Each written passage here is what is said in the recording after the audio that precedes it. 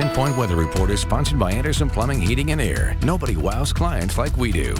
I'm Moses Small in the ABC 10 News Pinpoint Weather Center, and we are now just 3 days away from a very cool solar eclipse, and now it's going to look really interesting. The day is going to get a little darker. We're not in the path of totality, but at its peak, we're still going to see 55% of the sun blocked out. That eclipse is going to be just beginning at 10:03. It's going to wrap up at 12:23 in the afternoon, but the best viewing time is really going to be anywhere from 10:45 to 11:45 a.m. That's when we're going to see the most coverage, and it's not going to look the same to start as it will when that eclipse is wrapping up. We're going to start off a little bit partly cloudy around 10 a.m., but by the time that we get to the best viewing, then those skies are going to be relatively clear and the temperatures really won't feel bad in the low 60s. But just remember to be safe watching this. Make sure to get eclipse glasses and don't stare directly at the sun. Now, aside from that, we are of course still dealing with a weather whiplash from this powerful storm that's covering most of the state right now. And looking at the Pinpoint Doppler live here at home, we are relatively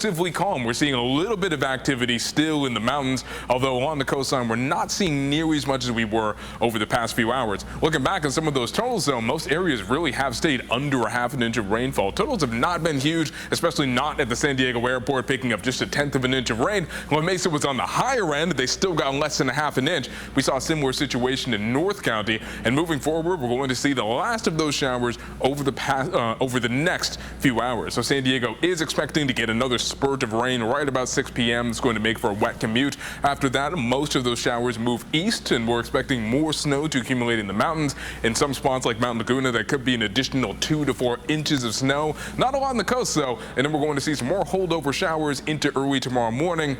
Again, a lot of that's going to be in the mountains. So when we talk about more accumulation, we're not really talking about the coast so much. San Diego might get a little bit more. Some of our inland neighborhoods could get some light showers, but most of that is going to be confined to the mountains. And of course, we still have some watches and warnings in place. We have that winter weather advisory because of that possibility for more snow accumulation. But we also have a high surf advisory for San Diego that's going to last until tomorrow at noon. So that brings us to tomorrow. We're going to be rain-free, but we're not exactly going to be warm. San Diego has a high of just 60, inland neighborhoods reaching only 62 degrees. Mountains in the desert still feeling a little bit windy, with the mountains reaching 48, deserts hitting 72 degrees. But taking a peek at San Diego's 7-day forecast, there is a light at the end of the tunnel, and that is going to be coming in the middle of the week. Tuesday, we jump up to 67 degrees. For Wednesday and Thursday, we're all the way up to 69 degrees. So San Diego basically gets a sunny and 70. Our inland neighborhoods have an even bigger temperature jump, going from 62 tomorrow up to 78 degrees for Thursday.